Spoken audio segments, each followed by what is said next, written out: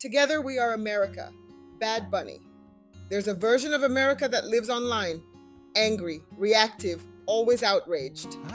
A performance happens, an artist sings in Spanish.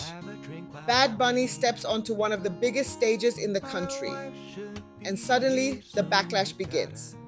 This isn't America. Why isn't it in English? Who is this for? But that moment tells us more about us than it does about him.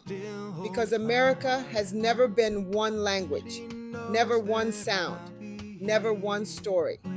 Spanish has echoed across this land for centuries.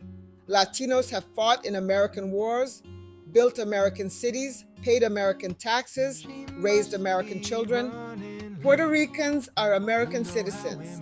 So when Spanish fills an American stadium, that's not something foreign breaking in. That's America reflecting itself. And maybe that's what unsettles people. We are comfortable with diversity in theory. But when it stands center stage and when it's loud, proud, undeniable, some call it invasion. But visibility is not invasion. Culture is not conquest. Another voice rising does not silence yours. America was never meant to be fragile.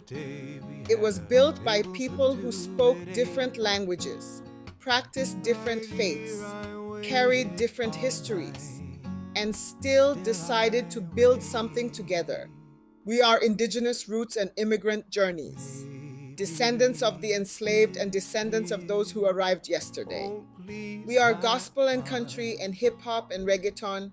We argue, we vote, we disagree. That's not collapse. That's democracy breathing. The promise of America was never sameness. It was possibility. The possibility that people from different worlds could share one future. Not because we erase our differences, but because we refuse to let them divide us. You don't lose your identity because someone else celebrates theirs. You don't lose your country because it evolves. You don't lose your place because the stage gets bigger. America is not a single language, not a single culture, not a single performance. It is a chorus. And when all the voices rise, English and Spanish, old and new, familiar and unfamiliar, that is when it sounds the most honest. The strength of this country is not in uniformity. It is in plurality, not in fear, but in confidence. Confidence that we are strong enough to grow, strong enough to include, strong enough to listen. America is not owned by one group. It is not frozen in one era. It is not defined by comfort. It is defined by courage.